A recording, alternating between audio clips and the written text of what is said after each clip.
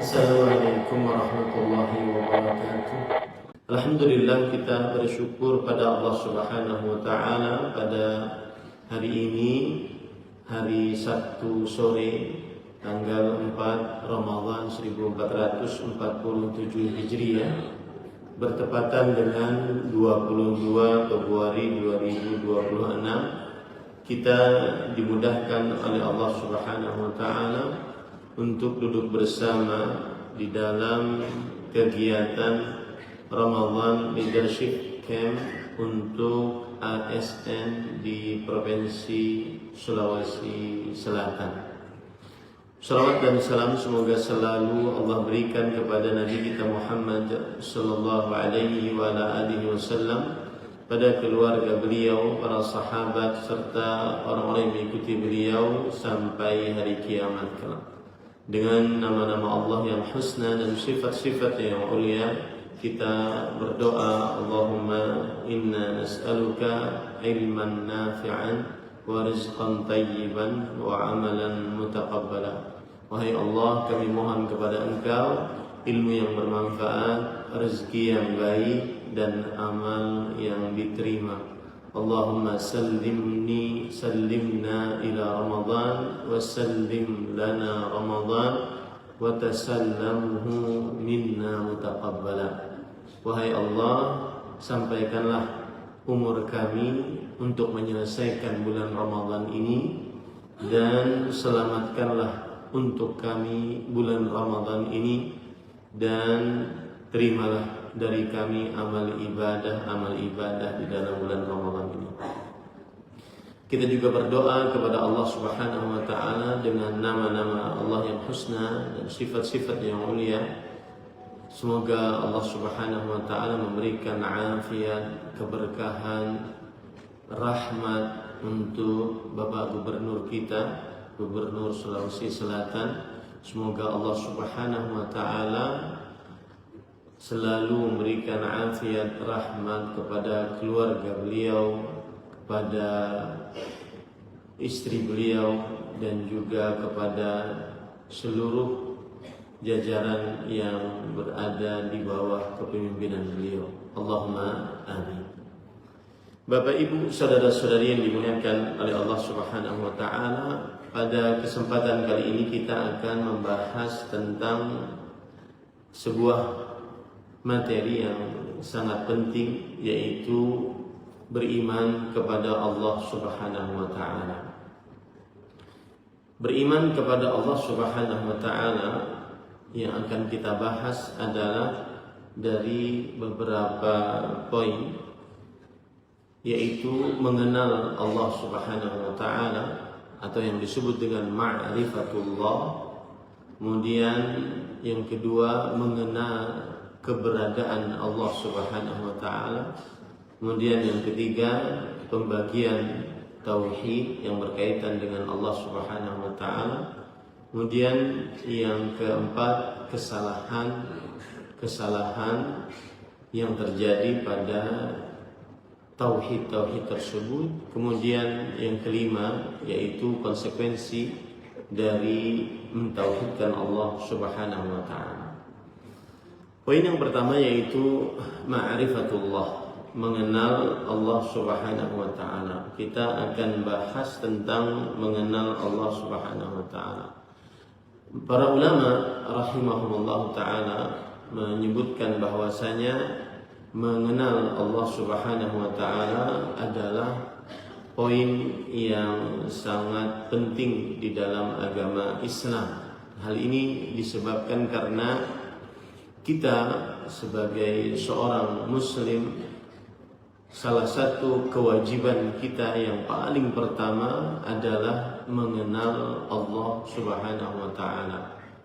Allah Subhanahu wa taala berfirman di dalam Al-Qur'an tentang mengenal Allah Subhanahu wa ta'ala, fa'lam annahu la ilaha illallah, yang artinya ketahuilah.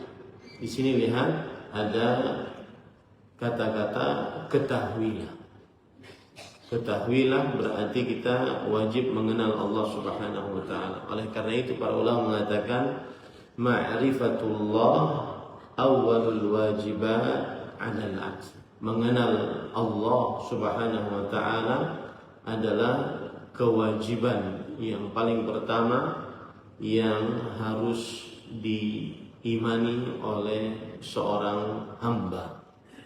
Karena seseorang tidak akan bisa mengucapkan asyhadu an la ilaha illallah tanpa mengenal Allah Subhanahu wa taala.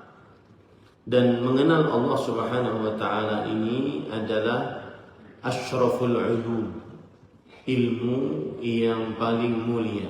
Mengapa demikian? Karena Allah adalah asyraful ma'lum. Allah Subhanahu wa taala yang diilmui yang paling mulia. Oleh karenanya Al-Imam Al-Ghazali rahimahullah berkata, al-ilmu al-ashraf ma ma'lumuhu ashraf wa ashraful ma'lumat huwa Allah ta'ala. Falidzalika kana ma'rifatullah ta'ala afdalul ma'arif. Yang artinya ilmu yang paling mulia adalah objeknya paling mulia. Ilmu yang paling mulia adalah objek yang diilmui adalah yang paling mulia. Dan yang paling mulia dari semua yang ada adalah Allah Subhanahu wa taala. Oleh karena itu, ma'rifatullah adalah ilmu yang paling mulia. Semulia-mulia ilmu. Maka kita pada kesempatan kali ini belajar ilmu yang paling mulia. Makanya para ulama mengatakan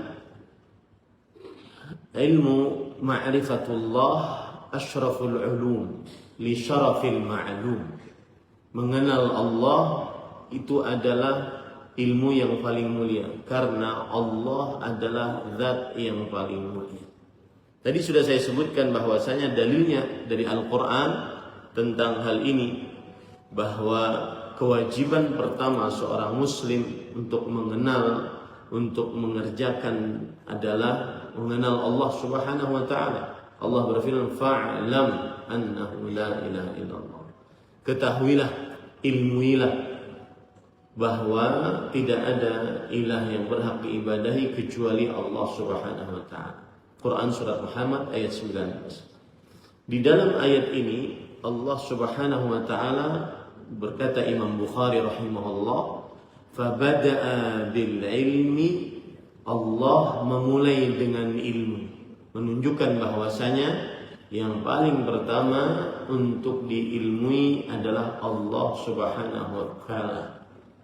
Kemudian Rasul sallallahu alaihi wasallam bersabda, man mata wa huwa ya'lamu annahu la ilaha illallah dakhala jannah. Barang siapa yang meninggal dalam keadaan dia mengetahui bahwa tidak ada yang diibadahi dengan benar selain Allah, maka pasti masuk surga. Baik, sekarang timbul pertanyaan, apa makna ma'rifatullah? Sebagian orang memahami ma'rifatullah adalah dengan sampai kepada derajat Allah. Jadi manusia akhirnya sampai kepada derajat Allah Subhanahu wa taala. Ini adalah pemahaman yang keliru. Tetapi yang dimaksud dengan mengenal Allah adalah mengenal nama-nama Allah, mengenal sifat-sifat Allah, mengenal perbuatan-perbuatan Allah, dan mengamalkan konsekuensi dari pengenalan tersebut. Nanti kita akan bahas insyaallah ta'ala tentang hal ini. Saya hanya akan menyebutkan apa itu ma'rifatullah, mengenal Allah Subhanahu wa ta'ala. Bukan seorang hamba sampai akhirnya kepada derajat Allah yang mana disebut dengan akidah wahdatul wujud, bukan. Mengenal Allah maksudnya adalah mengenal nama-nama Allah, apa saja nama-nama Allah, kemudian dari nama-nama tersebut apa saja sifat-sifat yang dimiliki oleh Allah Subhanahu wa taala, kemudian mengenal perbuatan-perbuatan Allah, af'alullah yang kita akan jelaskan nanti panjang lebar, kemudian mengenal konsekuensi dari pengenalan kita terhadap Allah Subhanahu wa taala tersebut. Dan mengenal Allah Subhanahu wa taala ini sangat penting. Kenapa? Karena para ulama mengatakan kullama izdadal insanu ma'rifatan bi asma'illahi wa sifatihi wa ayatihi kana imanuhu bihi akmala. Yang artinya semakin seseorang bertambah pengenalannya terhadap nama-nama Allah, sifat-sifat Allah, kemudian ayat-ayat tanda-tanda kekuasaan Allah Subhanahu wa taala, berarti imannya tambah besar. Ini poinnya sebenarnya. Ini poinnya. Ketika kita lebih mengenal Allah, mengenal nama-nama Allah, mengenal sifat-sifat Allah Subhanahu wa taala, maka akhirnya kita benar-benar mengakui bahwasanya Allah Subhanahu wa taala adalah satu-satunya yang paling berhak untuk diibadahi. Yang paling berhak untuk diibadahi. Para ikhwan yang dirahmati oleh Allah, Bapak Ibu, saudara-saudari yang dimuliakan oleh Allah Subhanahu wa taala, kita kalau sudah mengenal Allah, maka akan tahu hakikat diri kita. Kita ini hamba, budak yang apa saja diperintah oleh Allah maka harus tunduk patuh kepada Allah Subhanahu wa taala. Ketika kita mengenal Allah Subhanahu wa taala sebagai pencipta, pengatur, yang berkuasa satu-satunya, maka kita akhirnya sangat patuh kepada Allah Subhanahu wa taala. Sangat tunduk kepada Allah Subhanahu wa taala. Dan itulah yang disebut dengan al-ubudiyah, yaitu penghambaan diri kepada Allah Subhanahu wa taala. Baik. Setelah kita mengetahui bahwa kewajiban pertama bagi seorang hamba adalah mengenal Allah, kemudian faedahnya bagi kita tadi adalah kuatnya iman kita, kuatnya ketundukan kita kepada Allah. Makanya kalau seandainya ada orang yang di dalam bulan Ramadan ini tidak puasa, maka dia belum sepenuhnya mengenal Allah Subhanahu wa taala. Ada orang yang kesehariannya tidak mengerjakan sholat 5 waktu, berarti sebenarnya dia belum mengenal Allah Subhanahu wa taala dengan sebenar-benarnya. Jadi pengenalan terhadap Allah bukan hanya sekedar kita menghafal nama Asmaul Husna, Allahu la ilaha illa huwal hayyul qayyum, Al-Malik, Al-Quddus, As-Salam, Al-Mu'min, Al-Muhaimin, Al-Aziz, Al-Jabbar, Al-Mutakabbir.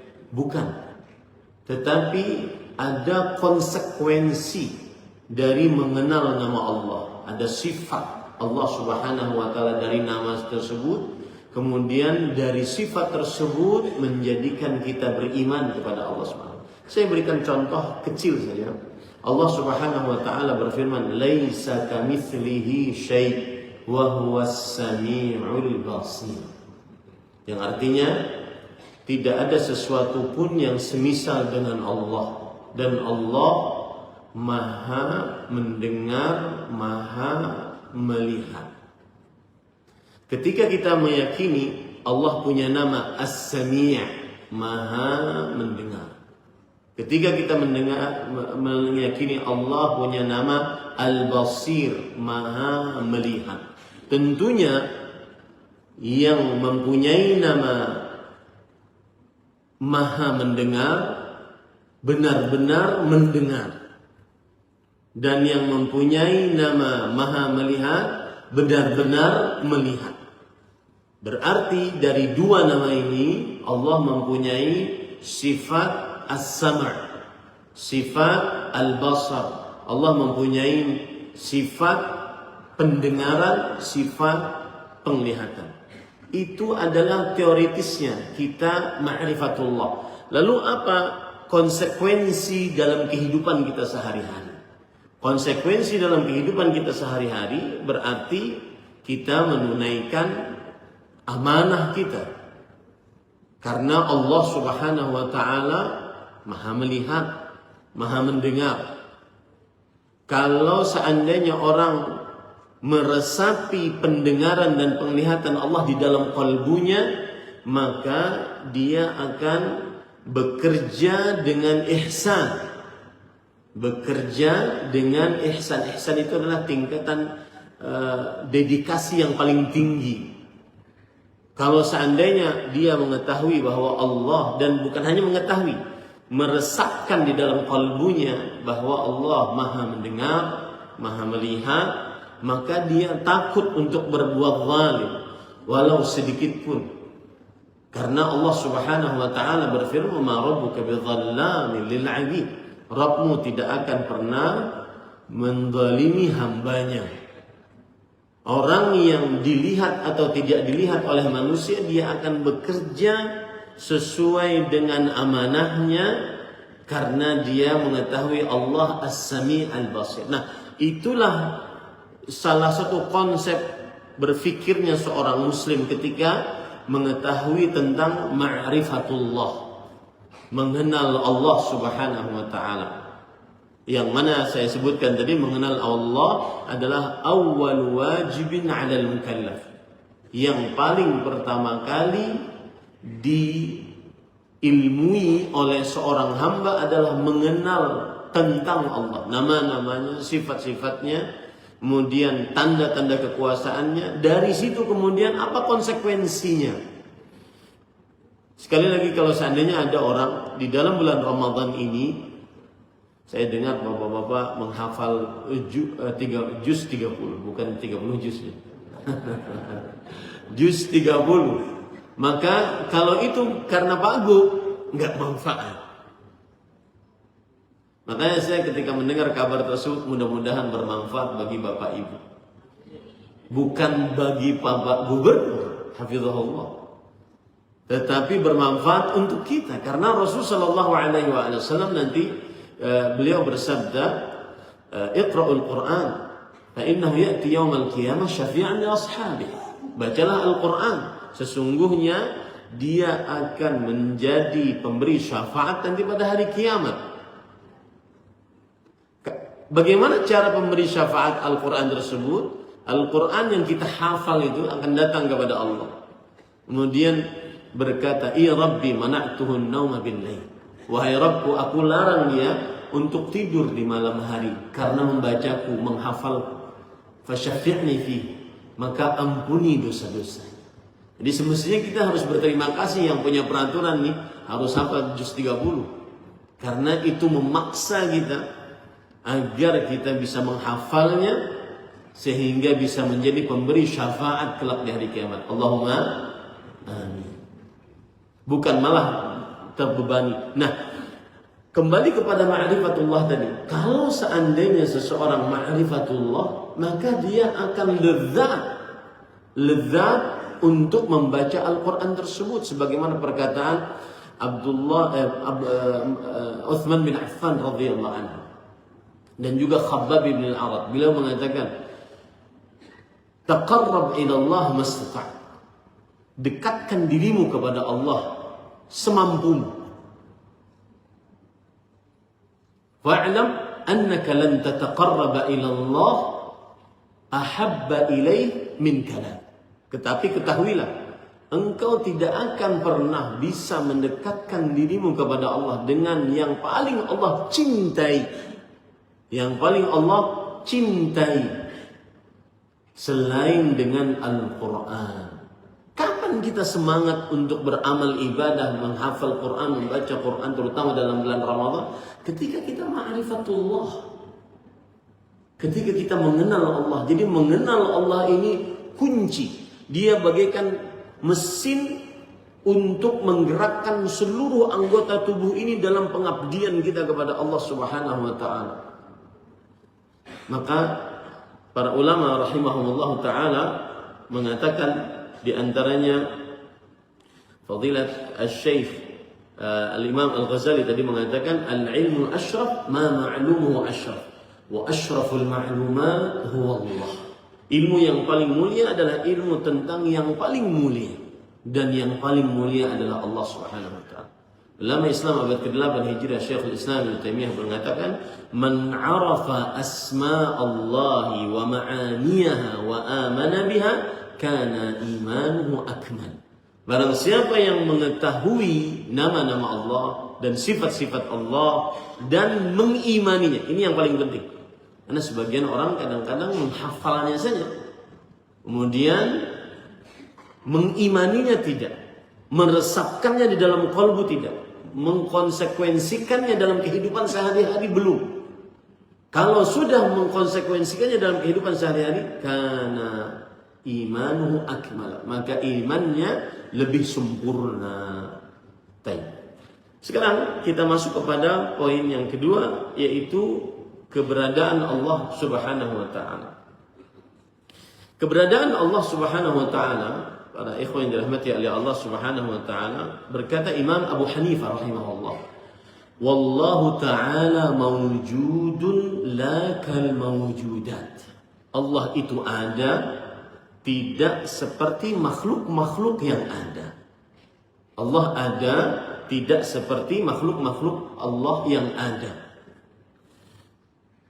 Ini juga kalau seandainya kita pahami dan resapi dalam qalbu kita, niscaya tidak akan seseorang berbuat zalim. Di dalam bulan Ramadan masih berbohong, menipu, mengoplos, memalsukan, memarkup, sumpah palsu, saksi palsu. Rasul sallallahu alaihi wasallam bersabda, "Man lam yada' qawla az-zur wal 'amala bih, falaysa lillahi haja fi an yada'a ta'amahu wa syarabah." Siapa yang tidak meninggalkan perkataan dusta, kemudian konsekuensi hal-hal yang mengkonsekuensikan kepada kedustaan seperti yang saya sebutkan tadi, maka Allah tidak berhajat untuk dia meninggalkan makan dan minumnya. Kalau orang meyakini Allah ada, Allah maha melihat, maha mendengar, maka dia tidak akan mengerjakan hal-hal yang terlarang di dalam agama Islam. Baik, kita sedikit masuk ke dalam tentang Allah ada. Apa dalil bahwa Allah itu ada? Dalilnya dari fitrah, dari indera, dari akal, dan dari wahyu. Fitrah manusia, siapapun dia, baik bayi yang terlahir, bapak ibunya Nasrani, Yahudi, atau agama apapun, memang terlahir, maka di dalam fitrahnya ada pengakuan tentang Allah Subhanahu wa taala. Allah Subhanahu wa taala berfirman di dalam surat Ar-Rum ayat 30, "Fitratallah allati fataran nasa 'alaiha." Yang artinya itulah fitrah yang Allah Subhanahu wa taala fitrahkan manusia atasnya, bahwa Allah Subhanahu wa taala ada. Kemudian juga Allah berfirman di dalam hadis qudsi, "Inni khalaqtu ibadi hunafa'a kullahu." Aku ciptakan hamba-hambaku seluruhnya lurus, yaitu mengakui adanya Allah Subhanahu wa taala. Makanya orang musyrik kalau seandainya di tengah lautan, di atas kapal, diombang-ambing oleh ombak yang besar, Allah menyebutkan dalam surah Al-Ankabut ayat 65, "Fa idza rakibu fil fulk da'ullaha mukhlishina."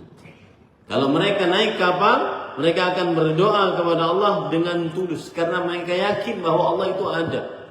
Ini juga pelajaran bagi kita. Orang muslim pantang untuk berputus asa. Kenapa? Karena ada Allah Subhanahu wa taala. Coba perhatikan. Saya ingin menyebutkan tentang kisah Nabi Musa di hadapannya lautan, di belakangnya Fir'aun dan bala tentaranya lengkap. Bahkan disebutkan bala tentaranya itu 1 juta bala tentara. Kemudian di sampingnya ada kaumnya yang merengek-rengek, mengatakan bahwasanya kita akan didapati oleh Fir'aun. Tetapi ketika Nabi Musa meyakini bahwa Allah itu ada, maka apa kata Nabi Musa? Kalla inna ma'iya rabbi sayahdi. Tidak, Rabbku bersamaku ada. Orang Muslim pantang untuk putus asa, karena dia sangat meyakini Allah itu ada. Orang Muslim pantang untuk bunuh diri, karena dia meyakini Allah itu ada. Orang Muslim pantang untuk tidak optimis di dalam perkara dunia apalagi akhirat. Kenapa? Karena dia meyakini Allah itu ada. Ini para ikhwan dirahmati Allah. Adapun dari akal tentang adanya Allah Subhanahu wa taala, ayat ini yang sangat luar biasa, surat At-Tur ayat 35. Allah Subhanahu wa taala berfirman di dalam Al-Qur'an, "Am khuliqu min ghairi syai'in am humul khaliqun." Mungkin carikan yang dalil wujud akal. Ya. Apakah mereka tercipta tanpa sesuatu pun, ataukah mereka yang mencipta diri mereka sendiri? Seorang sahabat Rasul Shallallahu Alaihi Wasallam masuk Islam gara-gara ayat ini. Beliau mengatakan, kada qalbi an yatir, hampir jantungku copot ketika mendengar ayat ini. Coba perhatikan 3 poin dari ayat ini. Yang pertama, ayat ini adalah hujjah sangat rasional yang sangat kuat. Manusia hanya memiliki 3 kemungkinan. Pertama, tercipta tanpa sebab, dan itu mustahil. Yang kedua, menciptakan dirinya sendiri, itu lebih mustahil. Yang ketiga, diciptakan oleh pencipta, inilah yang benar. Makanya Syekhul Islam Taimiyah rahimahullah berkata, al-ilmu biwujudir rabbi daruriyun fil fitrah. Ilmu pengetahuan tentang adanya, wujudnya Allah adalah perkara yang darurat di dalam fitrah manusia. Fitrah itu artinya sudah menancap di dalam qalbu sebenarnya. Makanya kalau ada orang yang tidak mengakui adanya Tuhan, ateis, tidak mengakui adanya Tuhan, itu berarti fitrahnya sudah berubah. Banyak sebabnya. Salah satu sebab terbesarnya adalah kesombongan. Maka pelajaran menarik di sini, subhanallah. Orang yang mengakui adanya Allah, dia akan sangat tawadhu di hadapan manusia. Jadi mengenal Allah ini, Bapak Ibu saudara-saudari, dia sumber semua ilmu yang ada. Sumber ilmu yang ada. Dia tawadhu, dia tidak akan pernah sombong. Bagaimanapun, siapapun dia. Kenapa? Karena ada Allah. Yang mencipta saya adalah Allah. Tidak mungkin saya mencipta diri sendiri. Karun, kenapa dia binasa? Ketika dia mengatakan, innama utituhu ala ilmin indi. Ini harta yang aku dapati semuanya karena kepintaranku. Hartanya tahu Pak. Kan Allah Subhanahu wa taala berfirman dalam surat Al-Qasas. Silakan baca dalam surat Al-Qasas ayat 76 sampai 84. Allah Subhanahu wa taala berfirman, "Inna Qarun kana min qaumi Musa." Sesungguhnya Qarun itu adalah hidup di zaman Nabi Musa, dia umatnya Nabi Musa. "Wa atainahu minal kunuz ma inna mafatihahu latanu bil usbah." Kami berikan kepada Qarun kekayaan yang kunci kekayaannya itu dibawa oleh puluhan bagel. Bagel itu adalah perpaduan antara kuda dengan keledai. Puluhan kuncinya. Makanya kalau seandainya di Sulawesi Selatan digali tanah, maka kemudian dapat harta, orang akan menyebutnya harta karun. Padahal si karun belum sampai kepada Sulawesi Selatan. Kenapa? Simbol kekayaan dunia. Cuma kesalahan dia satu. Dia tidak mengakui wujud Allah Subhanahu wa ta'ala. Dengan cara dia menyombongkan ini, innama utitu ala ilmin indi. Aku yang kudapatkan ini dari harta ini adalah hasil ilmu yang aku miliki. Fir'aun demikian juga. Fir'aun demikian juga. Wa ma rabbul alamin? Apa itu rabbul alamin? Enggak ada rabbul alamin. Ana rabbukumul a'la. Aku Rabb kalian yang paling tinggi. Maka para ikhwan yang dirahmati oleh Allah Subhanahu wa taala, perhatikan baik-baik. Kemudian Syekhul Islam berkata tadi, al-ilmu biwujudi rabbi daruriyun fil fitr. Ilmu tentang keberadaan Allah itu darurat secara fitrah manusia. Wa in kana qad yu'radu li ba'dhin nas min asy-syubah ma yufsidu fitratahu. Meskipun terkadang sebagian manusia tertimpa syubhat yang merusak fitrahnya. Nanti kita akan bahas syubhatnya. Cuma saya mudah-mudahan cukup waktunya. Kemudian dalil yang ketiga tentang adanya Allah Subhanahu wa taala. Dalil indrawi. Ini sangat mudah. Contoh, Pak. Makanya saya ucapkan tadi, orang yang mengenal Allah pantang untuk malas, putus asa. Makanya Rasulullah SAW berdoa, Allahumma inni a'udzubika minal ajzi wal kasal wal jubni wal bukhl. Ya Allah, aku berlindung denganmu dari lemah, malas, pengecut, kemudian kebakilan. Orang bakhil itu, Pak, subhanallah, ini menarik. Orang bakhil, kenapa bakhil dia? Syekhul Islam berkata, barang siapa yang bakhil, maka dia sebenarnya sedang su'udzan bil mawjud. Orang yang bakhil sebenarnya dia sedang su'udzan dengan yang wujud, Allah Subhanahu wa taala. Kalau seandainya dia tahu Allah ada, Allah berfirman, unfiq alaik, sedekahkan, aku akan ganti sedekahmu. Allah Subhanahu wa taala berfirman, wa ma anfaqtum min syai' fa huwa yukhlifu, apa saja yang kalian sedekahkan Allah akan ganti. Kalau dia yakini, dia tidak akan pernah bakhil. Apalagi ditambah dari hadis Rasulullah SAW, la yastami'u asy-syuhhu wal iman fi qalbil mu'mini abadan. Tidak akan terkumpul keimanan dan sifat bakhil di dalam diri seorang hamba selamanya. Kenapa? Karena dia meyakini adanya Allah Subhanahu wa taala. Doa-doa kita, Pak, dikabulkan oleh Allah kalau seandainya kita berdoa. Itu dalil yang paling kuat adanya Allah. Indrawi kita, panca indera kita merasakan kalau kita berdoa maka dikabulkan doanya oleh Allah Subhanahu wa taala. Contoh misalkan Nabi Zakaria. Nabi Zakaria berdoa. Bapak tahu berdoanya bagaimana? Disebutkan dalam surat Maryam alaihissalam. Kafha ya ain min sad dzikr rahmati 'abdika rabbahu Zakaria idh nada rabbahu nidaan khafiya. Ingatlah cerita Nabi Zakaria ketika berdoa kepada Rabbnya dengan nidaan khafiya, dengan suara yang lirih. Kenapa dengan suara yang lirih, Pak? Para ulama tafsir menjelaskan agar tidak dilecehkan oleh Bani Israel. Karena beliau sudah tua, renta, ubanan, kemudian bungkuk badannya, kemudian istrinya menafos, tapi masih tetap berdoa. Rabbi la tadarni fardan wa anta khairul warithin.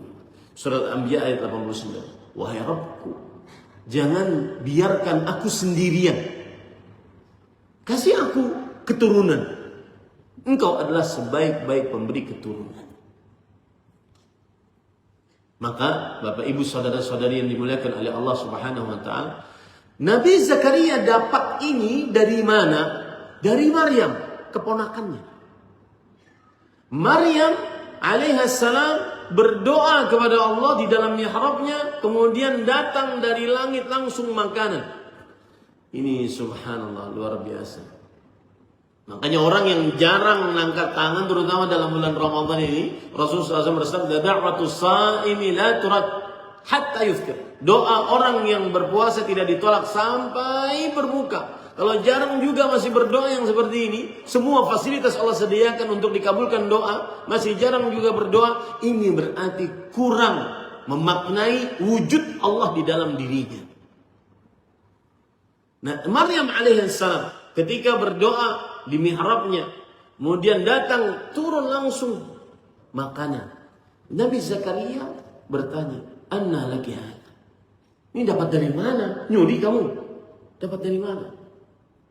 Kemudian kata Maryam alaihissalam, "Qalat huwa min indillah, innallaha yarzuqu man yasha' bighairi hisab." Dia dari sisi Allah. Allah memberikan rezeki kepada siapa yang dikehendakinya tanpa batas. Dan disebutkan oleh ulama tafsir, rizqan, makanan yang diberikan oleh Allah kepada Maryam, faqihatus syita fi shaif wa faqihatus shaif fi syita.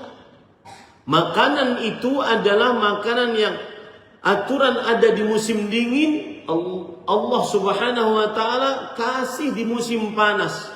Kemudian di musim panas ada dikasih oleh Allah Subhanahu wa taala di musim dingin. Artinya makanannya tidak pernah berhenti. Kapan kita bisa begitu, Pak? Ketika kita meresapi adanya wujud Allah Subhanahu wa taala. Ini dalil yang sangat kuat bahwasanya Allah Subhanahu wa taala ada, yaitu secara indrawi.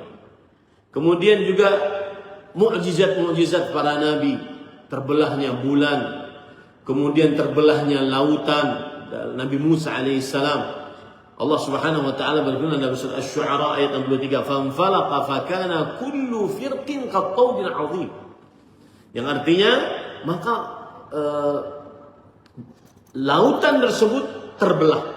Jadi terbelahnya itu bukan kemudian terbelah begitu, bukan, Pak. Tetapi dia seperti tertahan oleh dinding, sehingga yang di sini kering. Nabi Musa memukulkan tongkatnya, kemudian yang sebelah kanan dan kiri kering. Jadi dia tidak mengalir. Itu dalil tentang wujudnya Allah Subhanahu wa taala. Maka Bapak Ibu saudara-saudari yang dimuliakan oleh Allah Subhanahu wa taala, saya ingin menyinggung sedikit tentang wujud Allah Subhanahu wa taala. Sebagian orang yang tidak mengakui akan keberadaan Allah, wujud Allah, satu karena kesombongan. Yang kedua karena syubhat, lebih mengedepankan akal dibandingkan dalil syariat. Kemudian yang ketiga mengikuti hawa nafsu. Yang ketiga mengikuti hawa nafsu. Yang keempat adalah syubhat ilmu filsafat yang kemudian diterjemahkan ke dalam bahasa Arab, kemudian dipelajari oleh kaum muslimin. Filsafat itu sebenarnya adalah tata cara berpikir, tetapi ketika dikaitkan dengan teologi ketuhanan, di sini yang keliru. Ini para ikhwan yang dirahmati oleh Allah, Bapak Ibu, saudara-saudari yang dimuliakan oleh Allah Subhanahu wa taala. Sekali lagi, kalau ada orang mengakui tentang adanya Allah, maka kita tidak akan pernah korupsi, tidak akan pernah tidak menunaikan amanah, tidak akan pernah berbuat zalim, tidak akan pernah berbuat ihsan hanya di hadapan atasan. Wah, ini bagus nih istilahnya. Berbuat ihsan hanya di hadapan atasan. Enggak. Saya akan berbuat ihsan karena saya yakin betul Allah berfirman, "Innallaha la yudhi'u ajral muhsinin." Allah tidak menyia-nyiakan ganjaran pahala orang yang berbuat ihsan. Dilihat orang atau tidak, dia tetap bekerja, beramal, baik mengabdi diri kepada Allah ataupun melayani masyarakat seperti yang dilakukan oleh Bapak Ibu saudara-saudari sekalian. Dia tetap dalam kondisi ihsan. Diketahui oleh Bapak Gub atau tidak, diketahui oleh kepala dinas atau tidak, oleh atasannya atau tidak, saya yakin Allah ada dan melihat serta mendengar saya. Baik. Kemudian lanjut. Adapun dalil akal, para ikhwan dirahmati oleh Allah Subhanahu wa taala, tentang adanya Allah Subhanahu wa taala adalah, perhatikan baik-baik, Allah Subhanahu wa taala berfirman tentang dalil akal ini, yaitu akal kita secara masuk akal kita ini semua tidak akan pernah terjadi kecuali ada pencipta, sebagaimana yang sudah saya sebutkan tadi. Tetapi yang ingin saya garis bawahi, mungkin itu sudah bisa dipahami. Contoh misalkan kisah Imam Abu Hanifah. Ada orang ateis mengatakan kepada Imam Abu Hanifah bahwa saya mengetahui saya bisa mencipta ulat. Bukan Tuhan kamu saja yang bisa mencipta, saya bisa mencipta ulat. Silahkan, kata Imam Abu Hanifah. Lalu diletakkanlah daging di dalam sebuah botol. Kemudian setelah itu, setelah beberapa lama dagingnya akan busuk, keluarlah ulat-ulat. Lihat, ini ulat ciptaan saya. Imam Abu Hanifah orang cerdas, rahimahullah. Beliau mengatakan, mana yang jantan, mana yang betina. Fabuhitan alladzi kafar. Orang-orang yang kafir kemudian benar-benar dipermalukan. Mana yang jantan, mana yang betina. Tidak bisa jawab. Maka saya ingin singgung tentang hubungan akal dengan syariat. Ini sangat penting sekali. Kenapa demikian? Karena akal ini kadang-kadang disalahgunakan, terlalu berlebihan sehingga mendahului syariat. Dengan dalih Allah Subhanahu wa taala berfirman, "Afala ta'qilun?" Apakah kamu tidak mengakali? Afala tatafakkarun? Apakah kamu tidak berfikir? Afala tatadabbarun? Apakah kamu tidak mentadabburinya? Dengan dalil ayat-ayat tersebut akhirnya mereka lebih mengedepankan akal dibandingkan syariat. Maka di dalam akidah Ahlus Sunnah wal Jamaah, akal dan syariat tidak mungkin bertentangan secara hakiki. Kenapa? Karena keduanya berasal dari Allah Subhanahu wa taala. Syariat adalah wahyu Allah, kemudian akal adalah ciptaan Allah Subhanahu wa taala. Jika terjadi pertentangan, ada 3 kemungkinan. Yang pertama, bisa jadi dalil syariatnya tidak sahih. Yang kedua, bisa jadi pemahaman terhadap pemahaman akal keliru. Yang ketiga, bisa jadi akal melampaui batasnya. Saya beri contoh mudahnya, Pak. HP, Pak. HP ini kalau seandainya saya naik pesawat, kemudian setelah itu dia ke atas, hilang apa, Pak? Hilang sinyal. Nggak bisa berhubungan. Begitulah akal. Kalau dia disuruh bekerja di luar kapasitasnya, maka dia akan keliru memahami. Ini Bapak Ibu, saudara-saudari yang dimuliakan oleh Allah. Berarti kalau begitu, apa fungsi akal? Fungsi akal adalah memahami wahyu, bukan menghakiminya. Ya ayyuhalladzina amanu kutiba alaikumus shiyam. Wahai orang beriman, diwajibkan atas kalian berpuasa. Kenapa sih ada puasa ini? Untuk apa sih ada puasa ini? Kenapa sih sholat harus 5 waktu? Kenapa subuh setelah tidur harus 2 rakaat? Kenapa tawaf 7? Kenapa sa'i 7? Kenapa haji harus ke Arafah? Karena ada sebagian orang mengatakan, sudah haji biar tidak ada korban, maka haji per benua saja. Kemudian dilakukan di sepanjang tahun, tidak mesti harus di bulan Dzulhijjah. Karena beberapa tahun yang lalu banyak korban. Maka para ikhwan yang dirahmati Allah, akal fungsinya adalah memahami wahyu, bukan menghakiminya. Itu yang dimaksud oleh Allah, afala ta'qilun, afala tatadabbarun, afala tatafakkarun. Dia hanya fungsi memahami wahyu, bukan menghakimi. Kenapa? Karena syariat atau wahyu Al-Quran atau hadis Rasul Sallallahu Alaihi Wasallam adalah sumber utama. Makanya para ikhwah, para ulama rahimahullah berkata, al-aqlus sarih la yu'aridun naqlas sahih. Akal yang sehat tidak akan pernah bertentangan dengan dalil yang sahih. Ini para ikhwah yang dirahmati oleh Allah SWT. Lanjut. Baik. Kemudian para ikhwah yang dirahmati oleh Allah Subhanahu wa taala, dalil tentang adanya Allah Subhanahu wa taala di dalam Al-Qur'an. Sekarang kita membicarakan tentang dalil adanya Allah Subhanahu wa taala berdasarkan wahyu. Wahyu berarti Al-Qur'an dan sunnah. Mimpi bukan wahyu. Perasaan bukan wahyu. Kebiasaan orang banyak bukan wahyu. Yang wajib diterima Al-Quran dan Sunnah. Tentunya ini nanti dipahami oleh pemahaman para generasi terbaik, yaitu para sahabat, para tabi'in, para tabi'ut tabi'in. Termasuk imam yang 4, itu generasi terbaik. Wahyu diantaranya Allah berfirman di dalam surah Az-Zumar ayat 62. Allahu khaliqu kulli syai' wa huwa ala kulli syai'in wakil. Allah adalah pencipta segala sesuatu.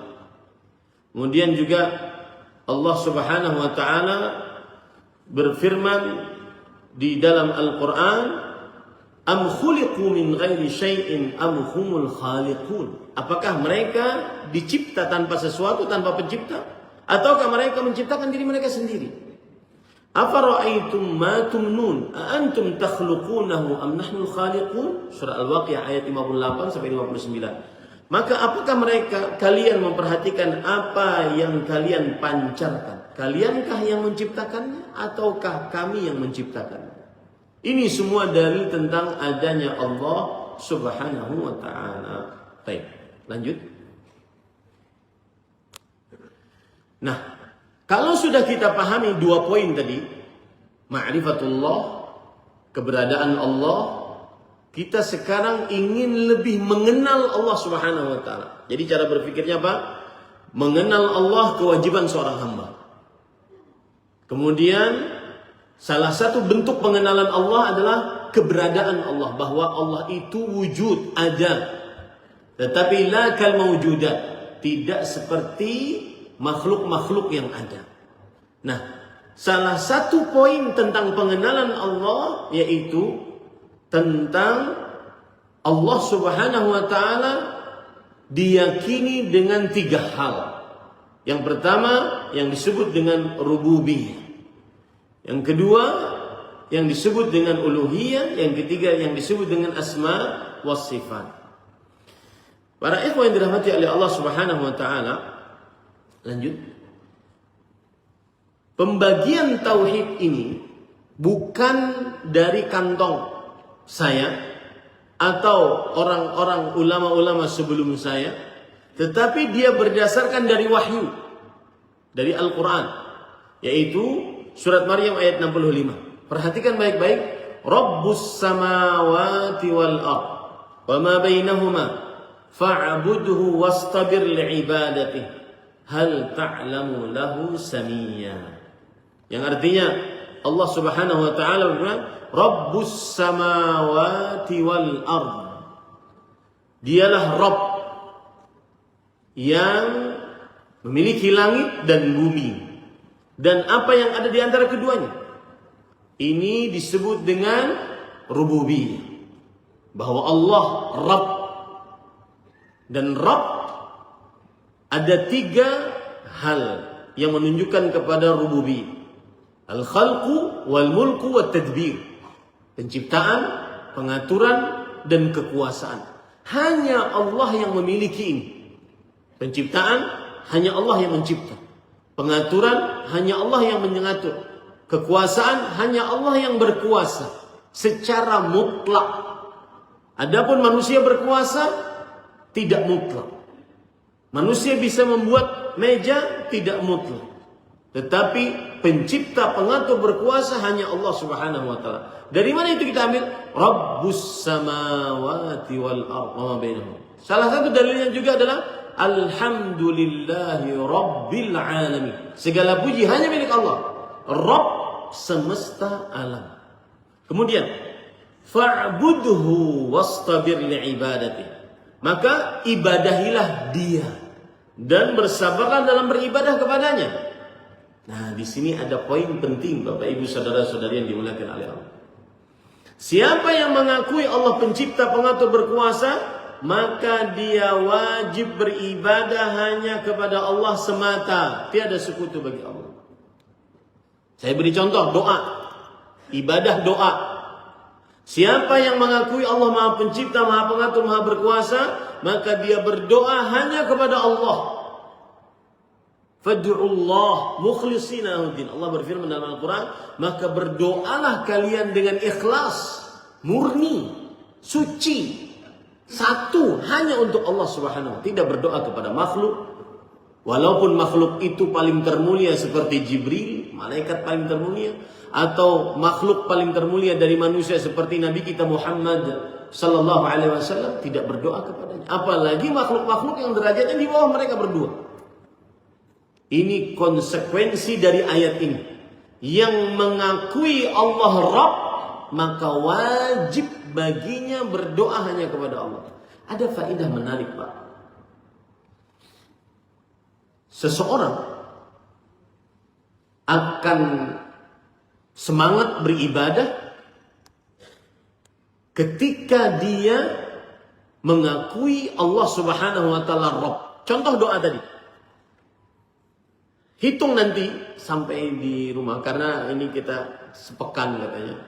Berapa waktu Allah kita dikasih oleh Allah 24 jam, berapa jam kita ngangkat tangan sama Allah Subhanahu wa taala? Padahal Rasulullah SAW bersabda, "Man lam yas'alillah yaghdab 'alaih." Siapa yang tidak berdoa kepada Allah, Allah akan marah kepadanya. Rasulullah SAW bersabda, "Laisa syai'un akram 'ala Allah min ad-du'a." Tidak ada sesuatu yang paling mulia di sisi Allah dibandingkan doa. Tetapi kenapa sebagian orang malas berdoa? Hanya sekedar minta, ngangkat tangan, minta. Kenapa? Salah satu sebabnya adalah kurang mengimani rububiyah Allah. Itu rahasianya. Makanya para ulama mengatakan tauhidur rububiyah yastalzimu tauhidal uluhiyah. Yang meyakini bahwa Allah Subhanahu wa taala satu-satunya yang Maha Pencipta, Pengatur, Berkuasa, maka mengkonsekuensikan dirinya sangat rajin ibadah, sangat rajin doa, sangat rajin sholat. Kenapa? Karena Allah lah yang mencipta, mengatur, berkuasa. Ini faedah yang sangat luar biasa. Kemudian lanjutan ayat tadi, hal ta'lamu lahu samiyya. Maka apakah engkau mengetahui ada sesuatu yang sebanding dengannya? Maksudnya ini tauhid asma wa sifat. Nama-nama dan sifat-sifat Allah Subhanahu wa taala. Nah, Bapak Ibu, saudara-saudari yang dimuliakan oleh Allah, saya ingin menyinggung kalbu kita di dalam pembicaraan tentang tiga tauhid ini. Ketika kita mengenal Allah Subhanahu wa taala, Maha Pencipta, Maha Pengatur, Maha Berkuasa, kemudian Allah lah satu-satunya yang paling berhak untuk diibadahi. Kemudian Allah Subhanahu wa taala memiliki nama-nama yang husna, sifat-sifatnya yang ulia. Maka salah satunya adalah membuat kita senantiasa tunduk, patuh kepada Allah dengan ketundukan mutlak. Tidak ada sebab apapun. Engkau ya Allah ngasih saya, tidak ngasih saya akan tunduk kepada engkau. Makanya para ulama mengatakan tauhid maknanya adalah al-khudu' wal-dhullu tam ma'a ghayatil mahabbah. Yang artinya tunduk dan menghinakan diri secara sempurna kepada Allah disertai dengan rasa cinta yang paling tinggi. Kita sholat tarawih, kita bersahur, bangun sahur, kita puasa, kita baca Quran saat puasa. Apalagi ini pimpinan kita mempunyai program seperti ini saat puasa. Maka dengan memahami 3 hal tadi, rububiyah Allah, kekuasaan Allah, kemudian uluhiyah Allah, peribadatan Allah, kemudian asma wa sifat dari Allah Subhanahu wa taala, maka dia akan benar-benar semangat untuk mengerjakan apa yang merupakan penundukan dirinya kepada Allah Subhanahu wa taala. Itu faedah yang sangat luar biasa dari memahami 3 poin ini. Bapak Ibu saudara-saudari yang dimuliakan oleh Allah, saya ingin lebih mendalami lagi tentang 3 ini. Yang pertama yaitu tauhid rububiyah. Memahami bahwa, meyakini bahwa Allah Subhanahu wa taala Maha Pencipta, Maha Pengatur, Maha Berkuasa. Dalilnya surat Al-A'raf ayat 54. Ala lahul khalqu wal amr. Yang artinya ingatlah, milik Allah penciptaan dan perintah, pengaturan. Ini salah satu fungsinya ketika kita meyakini ini, kita tidak akan pernah menyombongkan diri di hadapan orang lain. Karena Allah yang punya perintah, Allah yang punya ciptaan. Bahkan saya sering mengatakan, manusia ini sebenarnya tidak pantas untuk sombong. Kenapa? Karena dia diciptakan oleh Allah keluar dari 2, mohon maaf, lubang air kencing 2 kali. Allah Subhanahu wa taala menciptakan kita dari 2 lubang air kencing, 2 kali kita keluar dari sana. Pertama keluar dari kemaluan bapak kita, kemudian keluar dari kemaluan ibu kita. Air mani, lalu setelah itu keluar sebagai janin, sebagai bayi. Lalu untuk apa kita menyombongkan diri di hadapan Allah Subhanahu wa taala? Ini faedah kalau seseorang meyakini tauhid rububiyah. Allah Subhanahu wa taala berfirman, Allahu khaliqu kulli syai'. Surah Az-Zumar ayat 62. Allah Maha Pencipta segala sesuatu. Tidak ada yang mencipta selain Allah Subhanahu wa taala.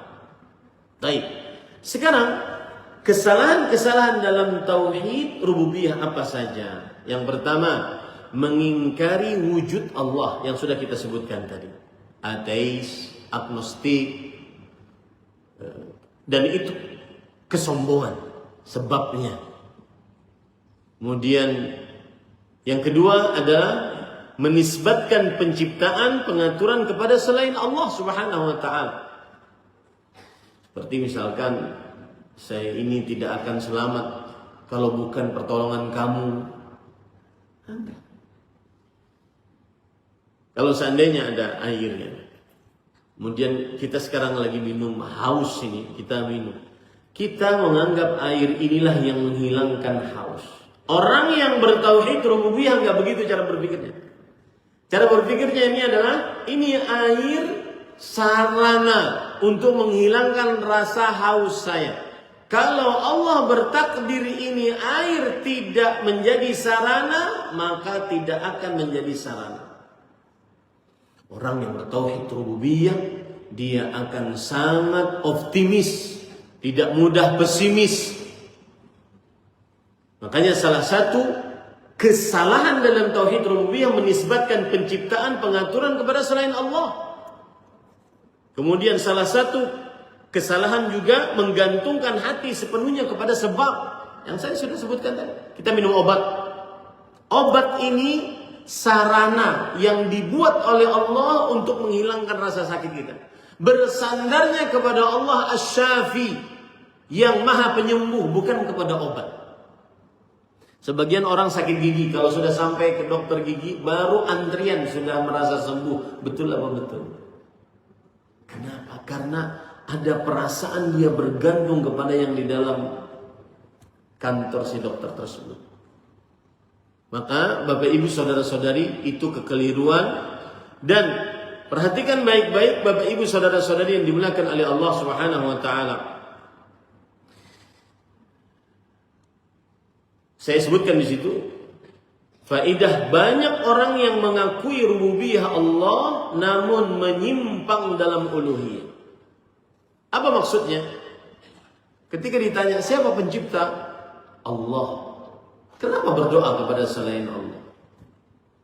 Siapa yang mengatur? Allah. Kenapa bersandar kepada atasanmu? Bahkan saya pernah dicurhati oleh seorang pegawai, Ustaz, susah jujur Ustaz. Kenapa? Sistemnya tidak membuat kita bisa jujur. Sekali saya jujur, saya dimarahin oleh satu kantor Ustaz. Betul apa betul? Gara-gara jujur Ustaz saya dimarahin oleh satu kantor. Akhirnya kami tidak dapat apalah tunjangan, saya nggak paham tunjangan apa.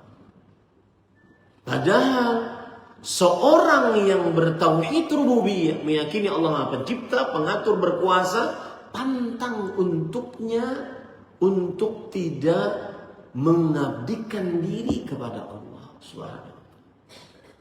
Dan jujur adalah ibadah. Rasulullah SAW bersabda, Inna sidqa yahdi ilal birr, wa innal birra yahdi ilal jannah, wa la yazalu rajulu yasduq wa yataharra sidqa hatta yaktaba inda Allah siddiqa. Sesungguhnya kejujuran menghantarkan kepada kebaikan. Ingat itu Pak. Ingat itu Pak baik-baik. Kejujuran pasti menghantarkan kepada kebaikan. Walaupun jalannya sulit. Walaupun terlihat hasilnya sedikit, walaupun terlihat tidak banyak, dia pasti menghantarkan kepada kebaikan. Dan ini wahyu. Dan Allah Subhanahu wa taala kita harus pahami, Allah lah yang mengatur, mencipta, berkuasa. Ini Bapak Ibu saudara-saudari yang dimuliakan oleh Allah. Kemudian yang selanjutnya tauhid uluhiyah. Artinya mengesahkan ibadah hanya kepada Allah Subhanahu wa taala. Wa'budullah wa la tusyriku bihi syai'an. Jangan beribadahlah kepada Allah dan janganlah kalian mempersekutukan Allah dengan sesuatu apapun. Ibadah apa saja? Saya urut dari lisan, qalbu, kemudian anggota tubuh. Lisan berzikir, baca Quran, memberi nasihat, amar ma'ruf nahi munkar, bersumpah, bersaksi, semua itu ibadah.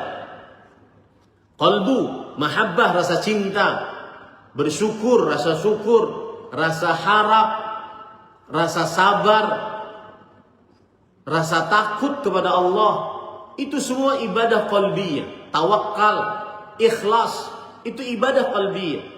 Kemudian anggota tubuh, sholat, puasa, zakat, haji, baca Quran, berdoa, berzikir, membantu tetangga, menghormati tamu, berbakti pada orang tua, itu ibadah. Ibadah itu tidak boleh diberikan kecuali hanya kepada Allah. Tidak boleh dimaksudkan kecuali hanya karena Allah Subhanahu wa taala. Kapan seseorang dia beribadah hanya karena Allah? Ketika dia meyakini bahwa sang pemberi ganjaran hanya Allah. Jadi kembali kepada tauhid rububiyah. Baik. Kemudian tauhid yang ketiga adalah tauhid asma was sifat. Sebelumnya tauhid uluhiyah, kesalahannya adalah kesyirikan akbar, seperti berdoa kepada selain Allah, kemudian mensyirikkan Allah dengan syirik yang kecil seperti riya. Riya itu pengertiannya apa?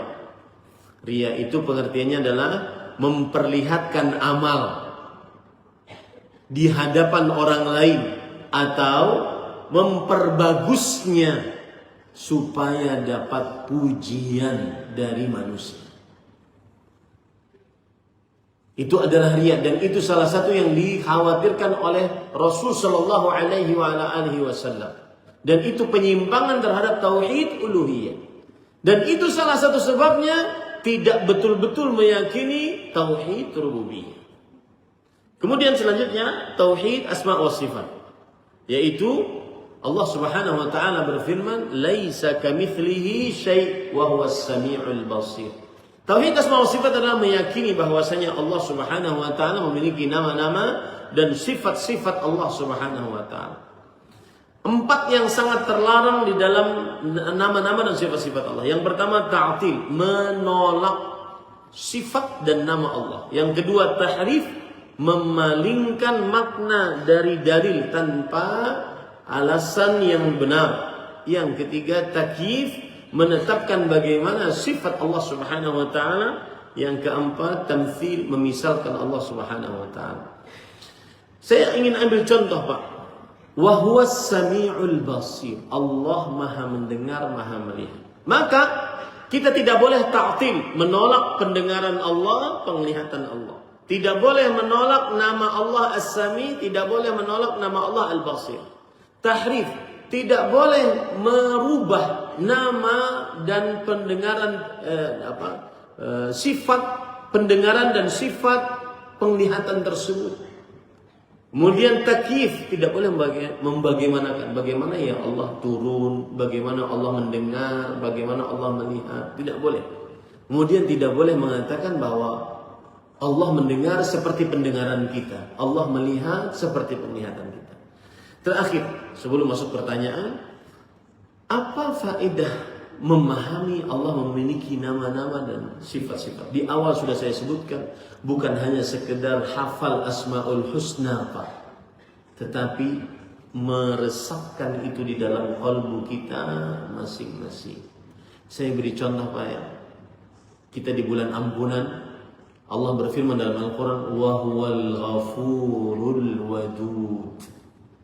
Allah yang maha pemberi maghfirah, ampunan. Maghfirah itu ada 3 maknanya.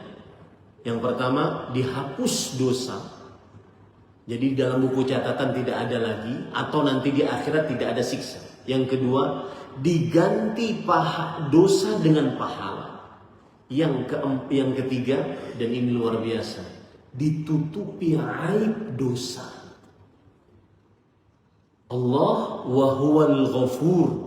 Allah yang maha pemberi maghfirah. Kalau orang berdosa, maka jangan putus asa. Ustaz, saya banyak sekali dosanya. Bertobatlah. Inna Allah yaghfiru dzunuba jami'an. Allah menghapuskan dosa-dosa. Habis itu Allah tekankan lagi, seluruhnya. Apapun dosamu, Allah ampuni. Kemudian, wa huwal ghafur al-wadud. Setelah engkau bertobat, Allah bukannya membenci, tetapi Allah malah mencinta hamba tersebut. Ini bedanya dengan manusia, Pak. Misalkan saya punya masalah dengan seseorang, kemudian kita maaf-maafan, tapi dalam hati saya, afwan ya, mohon maaf, setelah ini saya nggak mau lagi satu grup dengan Anda. Nggak ada lagi istilah satu grup WhatsApp dengan Anda. Nggak ada lagi istilah bertemu dengan Anda satu ruangan, nggak. Itu manusia, Pak. Allah enggak. Ini faidah dari memahami nama-nama dan sifat-sifat Allah. Nama-nama Allah itu agung, indah, luar biasa. Makanya namanya husna. Yang balagatil husna ghayatah. Yang mana puncak keindahan nama ada pada nama-nama Allah Subhanahu wa taala. Dan puncak keindahan sifat ada pada sifat-sifat Allah. Salah satunya tadi, Pak, ini kita di bulan ampunan, dan saya berpesan di bulan Ramadan ini, jangan pernah tidak diampuni oleh Allah di dalam bulan Ramadan. Wa huwal ghafurul wadud. Hanya orang yang hina sengsara yang tidak diampuni di bulan ampunan. Wa huwal ghafurul wadud. Allah Maha Pengampun, dan setelah itu Allah mencintai yang bertobat kepadanya. Semoga itu yang bisa disampaikan, dan mudah-mudahan pembahasan tentang nama-nama Allah ini dan juga tentang Allah ini bermanfaat bagi kehidupan kita sehari-hari. Saya tadi dipesani oleh kawan-kawan, yang diinginkan adalah bahwa kita mengenal kedudukan kita sebagai seorang hamba. Kemudian kita mengenal Allah Subhanahu wa taala sebagai Allah yang mempunyai penciptaan, pengaturan, kekuasaan. Oleh karenanya kita sebagai hamba tunduklah beribadah kepada Allah, dan kita resapi dengan nama-nama Allah yang husna dan sifat-sifatnya yang mulia. Tentunya materi ini bisa dibagikan nantinya, dan mudah-mudahan bermanfaat. Wallahu a'lam. Silahkan jika ada yang ingin bertanya. Alhamdulillah itulah tadi yang disampaikan oleh Ustaz Ahmad Zainuddin Al-Ghani Hafizahullah. Masih ada waktu, kami cukupkan saja sampai jam 5.50 menit ya. Kita sisihkan 30 menit untuk berpisah di sini untuk masing-masing. Mungkin ada pertanyaan. Silakan.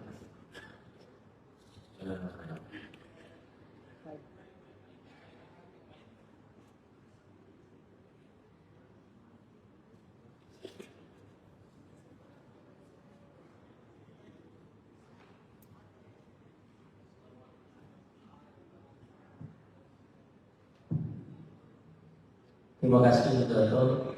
Assalamualaikum warahmatullahi wabarakatuh. Waalaikumsalam. Jadi Pak Murid menyampaikan beberapa pertanyaan kepada Ustaz. Saya terus terang Ustaz menganggap bahwa kita mencoba meyakini betul bahwa segala sesuatunya tempat kita meminta sesuatu dan segalanya kepada Allah. Cuma dua hal yang saya tanyakan. Di mana sebenarnya itu Allah? Di mana sebenarnya? Karena jangan sampai saya meyakini sesuatu yang saya tidak tahu tempatnya. Karena kan bisa dikatakan kamu di mana-mana. Kalau disebutkan di mana, ya sebenarnya yang bagaimana? Itu salah.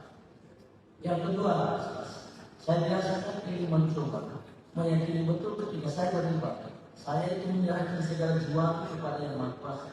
Tetapi kan tidak kuat untuk memasukinya. Karena kayak saya mungkin salah seperti itu yang saya bisa rasakan.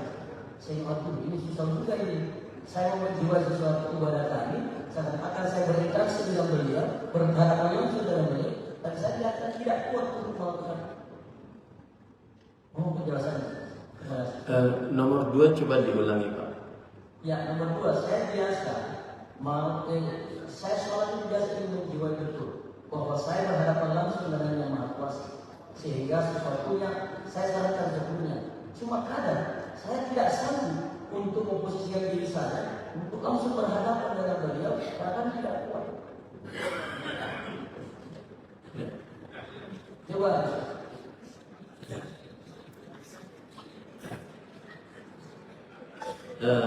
Saya jawab dulu ya satu-satu ya, biar tidak lupa. Bismillah.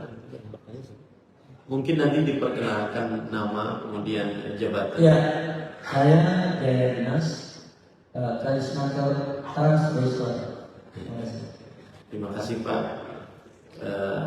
Bismillah, alhamdulillah. Untuk pertanyaan pertama, ini pernah ditanyakan oleh para sahabat Nabi radhiyallahu anhum kepada Nabi Muhammad SAW dalam hadis riwayat Imam Muslim, yaitu Rasul Shallallahu Alaihi Wasallam bertanya kepada seorang jariyah, anak kecil, budak perempuan, Aina Allah, di mana Allah?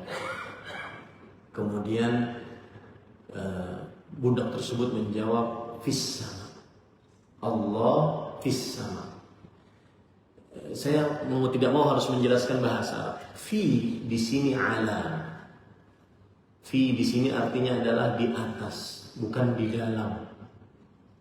Dengan dalil Allah Subhanahu wa taala berfirman dalam Al-Qur'an, Ar-Rahmanu 'alal 'arsy istawa.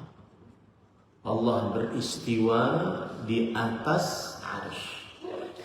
Saya ingin gambarkan Pak, kita ini di bumi. Kemudian di samping bumi kita ini ada planet-planet. Kumpulan planet-planet itu disebut dengan galaksi Bima Sakti. Kemudian kumpulan-kumpulan dari galaksi Bima Sakti di luar sana miliaran jumlahnya. Wallahu a'lam di manakah yang disebut dengan langit dunia. Di atas langit dunia ada langit pertama. Di atas langit pertama ada langit kedua, ketiga, keempat, kelima, keenam, ketujuh. Sebagaimana dalam hadis sahih.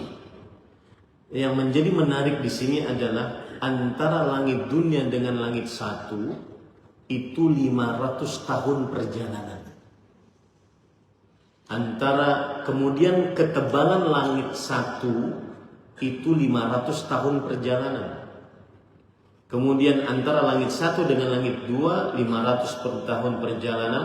Ketebalan langit dua 500 tahun perjalanan. Antara langit dua dengan langit tiga 500 tahun perjalanan. Terus sampai ke 7. Kemudian di atas langit ke-7 ada kursi. Allah berfirman dalam Al-Quran dalam ayat kursi, ayat paling a'zam di dalam Al-Quran. Wasi'a kursiyyuhus samawati wal ardh. Kursinya Allah meliputi langit dan bumi. Saya ingin ngajak dengan cerita ini, saya ingin ngajak tentang kebesaran Allah ya Pak. Yang tadi kita, di manakah Allah? Kemudian setelah ada kursi, kemudian ada air. Di atas air ada arsy. Wallahu fawqal arsy. Dan Allah di atas arsy. Gambarannya Pak, kursi, Rasulullah SAW pernah menggambarkan, kursi dibandingkan langit yang 7 itu seperti sebuah wajan besar, kemudian ada cincin kecil dimasukkan ke dalam wajan tersebut sebanyak 7 biji. Langit yang besar 7 lapis tadi yang tinggi tadi, silahkan itu hitung berapa ratus tahun tadi. Itu bagaikan cincin 7 yang dimasukkan dalam wajan yang besar. Itu kursi. Lalu di atas arsy, di atasnya ada air, kemudian di atasnya ada arsy. Arsy dibandingkan dengan kursi seperti orang buang cincin, kata Rasulullah SAW, di ardi falat, di padang pasir yang luas, buang cincin. Cincin itulah kursi, padang pasir itulah arsy Allah Subhanahu wa ta'ala. Dan Allah di atas arsy Subhanahu wa ta'ala. Jadi kalau ditanya, saya berdoa kemana, Allah ada di mana, maka jawabannya di atas arsy. Tetapi yang paling penting kita ketahui adalah bukan Allah Subhanahu wa ta'ala di atas arsy, tapi Allah ilmunya mengetahui seluruh makhluk. Makanya Allah berfirman dalam Al-Quran, huwal awwal wal akhir wal zahir wal batin. Ya, saya Pak pribadi sangat suka sekali ketika sudah berbicara tentang Allah. Kenapa? Karena merinding saya, subhanallah. Karena kata Rasul, kata Allah Subhanahu wa ta'ala, man dzakarani fi mala' dzakartuhu fi mala'in khairin min. Siapa yang menyebut namaku di hadapan manusia yang banyak, aku akan puji dia di hadapan malaikat yang mulia-mulia. Mudah-mudahan kita semua dipuji oleh Allah Subhanahu wa ta'ala. Kemudian Bapak Ibu saudara-saudari yang dimuliakan oleh Allah, yang paling penting Allah beristiwa di atas arsy. Itu adalah kalau ditanya di mana Allah. Tetapi yang paling penting Allah ilmunya mengetahui. Makanya huwal awwal wal akhir. Apa maknanya awal akhir? Dialah yang awalan, dialah yang akhirat. Bukan itu saja, tetapi ilmunya, makanya para ulama mengatakan ini ihatah zamaniyah. Ini artinya ilmu Allah menguasai zaman. Yang awalan tanpa ada awalannya, ilmu Allah mengetahui. Kemudian yang akhiran tanpa ada akhirannya, ilmu Allah mengetahui. Al-zahir wal batin, yang atas dan batin yang paling bawah. Ini para ulama mengatakan ihatah makaniyah. Ilmu pengetahuan Allah meliputi segala hal. Itu yang paling penting saat kita berdoa. Kenapa sebagian orang berdoa garing doanya? Garing doanya. Hanya sekedar. Kayaknya doa sama seperti ada orang nanya sama saya. Ustaz, kayaknya saya ini cuma beribadah nama doang. Allah nama. Beribadah kepada nama aja. Siapa sih Allah itu? Nah, itu sebenarnya yang kita ingin tahu. Pertanyaan Bapak tadi memperjelas apa yang saya sebutkan tadi, bahwa Allah di atas arsy. Sedangkan ilmu pengetahuannya tanpa tanpa batasan waktu, tanpa batasan tempat. Itu yang membuat seseorang yakin berdoa. Itu yang membuat ketika Ibrahim alaihissalam dilempar oleh Namrud dengan api yang sangat besar, dilempar dengan ketapel, kemudian datang Jibril nawarin bantuan. Alaka hajah? Ada hajat engkau Ibrahim alaihissalam? Kata Ibrahim, lihat Pak, yang mengenal Allah, yang mengenal wujud Allah. Ibrahim alaihissalam pantas dinamakan Sayyidul Hunafa, pemimpinnya orang-orang yang bertauhid, dan juga Nabi kita Muhammad SAW. Beliau mengatakan, amma ilaik fala. Adapun aku perlu kepada engkau wahai Jibril, enggak, kita sama-sama makhluk, saya enggak perlu. Amma minallah fabala. Adapun dari Allah aku sangat perlu. Bisa dimaklumi Pak? Pertanyaan yang kedua, Allah Subhanahu wa taala Rasulullah SAW memerintahkan kita, u'budullah ka'annaka tarah fa in lam takun tarahu fa innahu yarak. Beribadahlah engkau seakan-akan engkau melihat Allah. Tetapi jika engkau tidak melihatnya, maka yakinilah Allah melihatmu. Ini maksudnya Pak adalah agar kita senantiasa merasa muraqabah, merasa diawasi oleh Allah.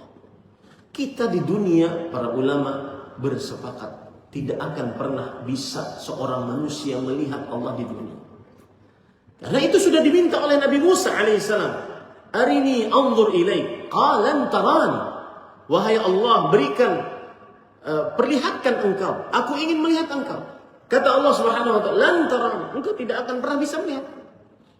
Jadi yang dimaksud Allah mengatakan beribadahlah seakan-akan melihat Allah, seakan-akan kita berhadapan dengan Allah, merasa diawasi oleh Allah Subhanahu wa taala. Maka sholat kita akan khusyuk. Ibu-ibu sholatnya tidak mikirin bumbu di dapur. Karena ada sebagian ibu-ibu sholat Allahu Akbar, ngeracik bumbu. Sepertinya tadi vaksinnya kurang. Bapak-bapak sholatnya Allahu Akbar, mikirin tadi kunci mobil di mana. Dan dapat. Dicari dapat. Maksudnya saat sholat dia mikir, kayaknya tadi jatuh di bawah meja. Saat sholat. Saat sholat di bawah meja jatuh. Pas habis sholat salam dia lihat di bawah meja. Benar, berarti dia sholatnya nyari kunci mobil. Itu yang dimaksud Pak. Makanya Allah berfirman dalam Al-Quran, fawailul lil musallin. Ayat ini nikmat dari Allah. Neraka wail bagi orang-orang yang salat. Alladzina hum an salatihim sahun. Orang-orang yang lalai tentang salatnya. Allah tidak berfirman alladzina hum fi salatihim sahun. Orang-orang yang lalai di dalam salatnya. Kalau seandainya Allah berfirman seperti itu, kita semua itu Pak. Orang-orang yang lalai di dalam sholatnya. Seperti ibu-ibu tadi. Allahu Akbar. Kayaknya gulanya kurang. Habis sholat salam. Diperiksa makanannya. Nah kan benar. Kurang gula. Berarti dia masak saat sholat. Betul apa betul Bu? Kadang saat sholat Allahu Akbar. Khusyuk. Tapi mulai. Syaitan membisikkan. Tangan. Pura-pura berwibawa turun. Enggak ada. Enggak ada. Mulai dia keliling. Berarti sholatnya sambil nyari. Nah, itu yang dimaksud Pak.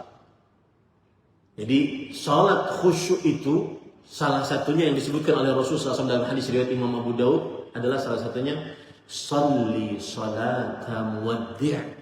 Salatlah sebagaimana salatlah engkau sebagaimana salatnya orang yang setelah salat engkau akan mati. Ini Pak, kita punya appointment nih.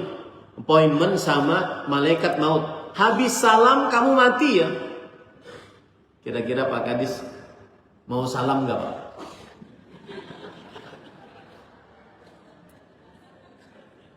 Itu Pak khusyuk. Lama rukunya, lama sujudnya. Enggak bangun-bangun. Habis punya janji sama malaikat maut. Habis salam mati. Kenapa kita bisa sholatnya seperti kata Rasulullah SAW, tilka salatul munafiq, itulah sholatnya orang munafik. Yarqubus syams, kalau sudah masuk adzan asar dia nunggu matahari. Kemudian qama fanaqara arba'an, kalau mau mendekat hatta idza, sampai jika matahari seperti dua tanduk syaitan mau tenggelam matahari, baru dia bangun, sholatnya tergesa-gesa seperti ayam mematuk makanan. Kenapa demikian, Pak? Karena tidak hadir hati. Karena dia masih ada pekerjaan setelah salamnya, masih ada hidup setelah salam di dunia. Kalau janji sama malaikat maut setelah salam mati kan, enggak selesai masalah. Itu kiat dari Rasul Sallallahu Alaihi Wasallam agar kita benar-benar merasa saat sholat di hadapan Allah Subhanahu Wa Taala. Demikian, Allah. Jazakumullah khair atas pertanyaannya. Waktunya habis juga, subhanallah. Tambahlah sedikit Pak, boleh Pak? Boleh. Ya. Ibu-ibu lah, ibu-ibu. Ya, boleh tadi kata Pak. Boleh? Silahkan. Satu dari ibu-ibu ya? Ya, biar adil. Silakan pilih. Ini sebenarnya tadi saya harus dinasihatin cuma setengah jam saja. Mohon maaf. Langsung saja supaya. Oh ya. Nama saya Lenas. Kebetulan saya dipercaya sama Pak Gubernur sebagai Pak Direktur utama di Program Bisnis. Langsung saja, Ustaz. Ini persoalan sebetulnya yang sudah lama berputar-putar di pikiran saya. Ini semua dialami pasti teman-teman di sini ASN. Konsep tauhid yang Ustaz tadi ajarkan yang bahasanya itu masih sangat bertentangan dengan apa yang saya lihat dengan mata kepala saya sendiri, apa yang saya rasakan. Masih sebagian besar teman-teman ASN itu kita kaitkan dengan masalah tauhid. Terkadang kita masih lebih takut sama pimpinan kita, seperti yang Ustaz tadi sampaikan. Nah, bagaimana caranya Ustaz? Bagaimana caranya supaya hal seperti itu, seperti saya ini? Saya takut jangan sampai jabatan direktur saya ini dipotong sama Pak. Demikian juga garis-garis yang lain, kepala bidang juga seperti itu. Nah, ketika berbicara masalah tauhid yang sedemikian tingginya tadi, disandingkan dengan apa fakta yang dari kejadian hari ini pasti jauh dari apa yang sebenarnya kita sebagai umat Islam. Itu saja. Minta tolong penjelasannya. Sekarang ini terjadi betul ini. Saya bukan cuma saya semuanya. Saya mau pilih semua. Jadi kemudian Pak Gubernur mau ditangkap kepada Presiden nanti tidak kesehatan itu berlanjut sampai akhir. Dari saya mahasiswa saya mandi kenapa mahasiswa tidak takut sama saya pun. Tapi ketika dosennya yang masuk takut juga sama dosennya Pak. Itu karena takut oleh error. Jadi berani ketika tidak berhubungan langsung. Itu saat yang kedua. Tadi Ustaz katakan kalau Tuhan itu maha pemaaf. Ketika kita sudah bertobat, itu sampai bertobat berapa kali Ustaz? Yang biasa dari Tuhan misalnya. Karena biasa dari Tuhan lagi terus Tuhan dari bertobat lagi, diulang bertobat lagi. Ini Ustaz. Terima kasih. Assalamualaikum warahmatullahi wabarakatuh. Ali atas. Ali. Baik. Terima kasih Pak Ali. Hafizahullah. Bagus, sangat bagus pertanyaannya. Saya sering kalau lagi ceramah gini Pak. Namanya bagus juga, Ali. Ali. Allah Al-Ali, Maha Tinggi. Mudah-mudahan kita senantiasa ditinggikan derajatnya oleh Allah SWT. Baik. Saya kalau ceramah biasa gini. Saya bilang tentang tauhid ya. Kalau orang benar-benar tauhid, maka siapapun yang diharapkan kebaikannya, dia hanya menganggap itu sebagai sarana. Karena semua kebaikan yang orang lain miliki tidak akan pernah sampai kepada kita kecuali dengan izin Allah Al-Ahad. Kita takut untuk dikurangi jabatan, di apa saya tidak paham ya tentang jabatan, dikurangi gaji kah atau dikurangi potongan apakah dan semacamnya. Siapa saja yang kita takuti, maka harus yakini baik-baik bahwasanya semua yang kita takuti tersebut tidak akan bisa memberikan manfaat atau mudarat kecuali dengan izin Allah Subhanahu. Kalau Pak Ali nanya bagaimana implementasinya, maka jawabannya disinilah kita harus berusaha menguatkan tauhid kita. Saya beri contoh Pak ya. Ini misalkan air Pak. Air di mulut saya, di depan mulut saya.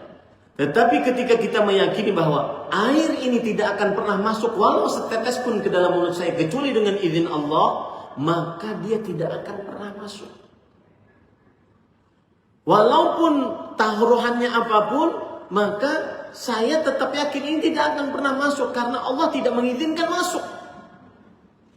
Sebaliknya, kalau air ini ada di mulut, depan mulut macan atau singa atau harimau, tapi kalau Allah mengizinkan itu masuk ke tenggorokan saya dan bahkan saya mengambilnya, saya akan ambil itu. Begitulah yang disebut dengan tauhid, Pak. Itulah yang disebut dengan tauhid. Ada sebagian orang kadang-kadang ngaku sudah bertauhid, tetapi giliran ditelepon oleh atasannya, padahal ditelepon, telepon. Halo, siapa? Sampai ke bawah meja siapnya. Mana tauhidmu? Mana tauhidnya, Pak? Bahkan ada sebagian orang kadang-kadang ini. Ini sebenarnya kelakuan yang dianggap biasa tapi sangat bertentangan dengan tauhid. Saya beri contoh. Ada di beberapa saya pernah lihat mobil. Kemudian di mobil itu ada spion dalam biasanya. Kemudian ada diletakkan pangkat bintang jenderal, ya. Untuk apa, Pak? Agar kalau seandainya dia lewat, polisi tahu ini adalah keluarganya jenderal nih. Jangan macam-macam. Jangan nilang. Ini sebenarnya bermasalah dengan tauhid, Pak. Iya, betul. Jangan macam-macam nih. Ya. Karena seperti yang sudah saya ungkapkan tadi, kenapa sih Islam dinamakan Islam? Islam itu artinya al-istislamu lillahi bitauhid. Berserah diri hanya kepada Allah dengan tauhid. Saya beri contoh ya, Pak. Seorang istri, ini mungkin ibu-ibu bisa menjadi inspirasi bagaimana kekuatan tawakal menghadirkan anak. Seorang istri pasrah kepada suaminya ketika sudah 4 tahun, kemudian belum punya anak. Sang suami mengatakan kepada istrinya, mungkin saya harus mencari ladang cocok tanam yang lain. Karena saya ingin punya anak. Nanti kita akan bicarakan itu secara fikih apakah boleh seperti itu atau tidak. Karena saya ingin punya anak. Kemudian sang istri mengatakan apa? Hasbiyallah wa ni'mal wakil. Lihat, Pak. Perkataan ini agung, Pak. Hasbiyallah wa ni'mal wakil. Hanya Allah pencukupku, Pak Ali. Dan Allah sebaik-baik yang aku sandari. Setelah itu apa yang terjadi, Pak? Persis seperti istrinya Nabi Zakaria.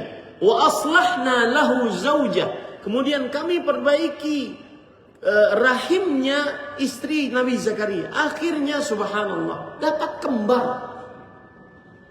Kadang sebagian istri ketika setiap bulan haid dia sengsara, stres atau bagaimana, tetapi dia lupa untuk bersandar kepada Allah Subhanahu wa taala. Jadi intinya Pak Ali, kalau seandainya benar-benar ingin seseorang bersandar kepada Allah dan tidak takut kepada atasan, maka jawabannya adalah dalami baik-baik, iyyaka na'budu wa iyyaka. Hanya kepadamu kami beribadah dan hanya kepadamu kami minta tolong.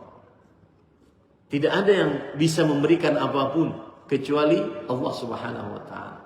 Baik. Kemudian yang kedua, taubat. Sampai berapa kali Ustaz taubatnya? Apakah Allah pernah bosan dengan taubat manusia?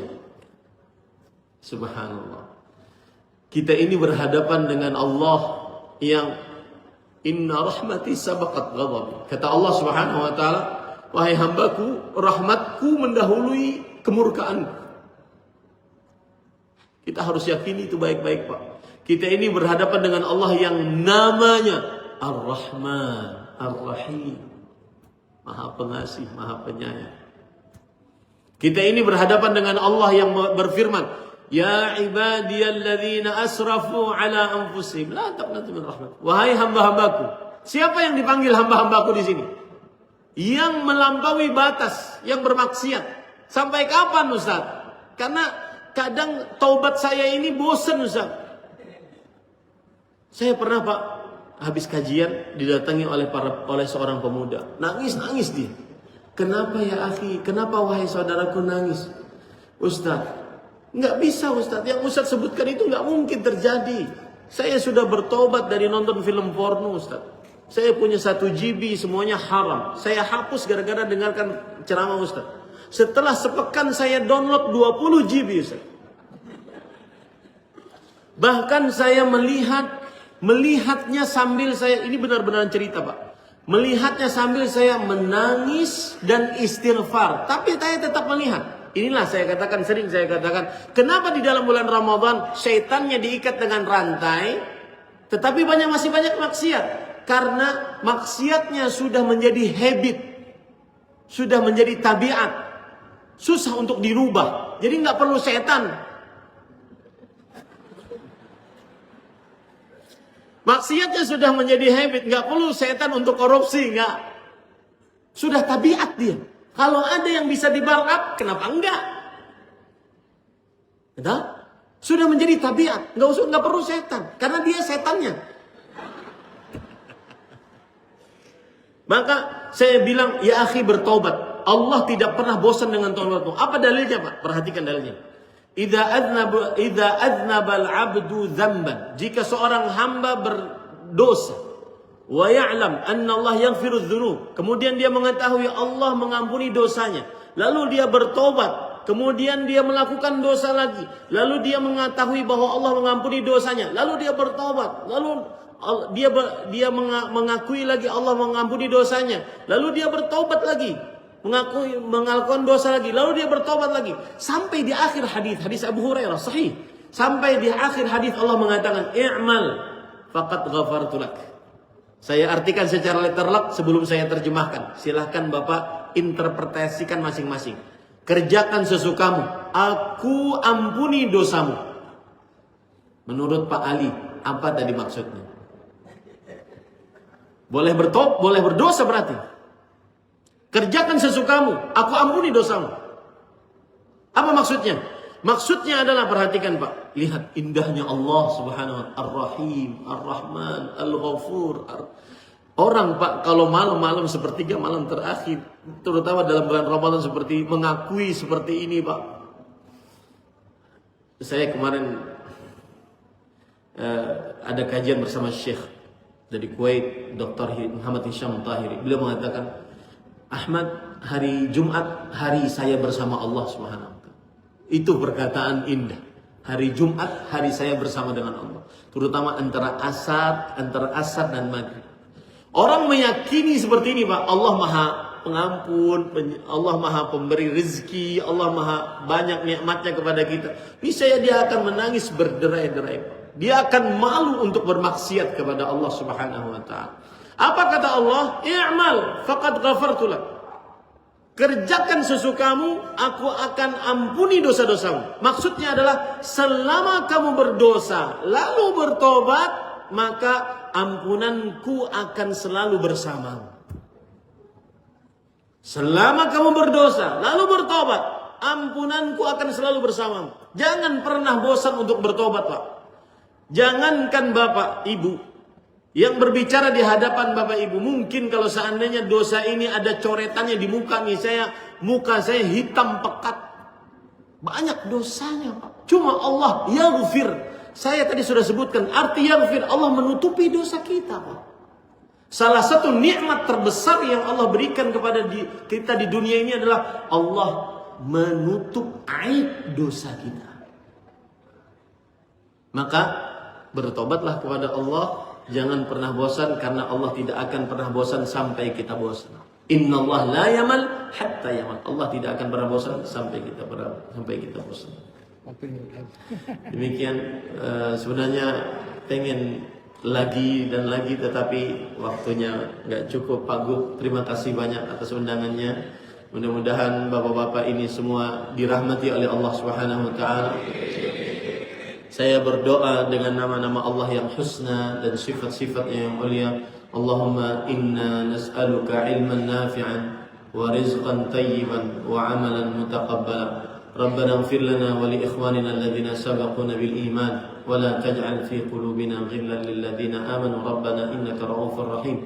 Rabbana ighfir lana wa li walidina warhamhum kama rabbawna shighara. Rabbana ighfir lana wa li walidina wa lil mu'minina yawma yaqumul hisab.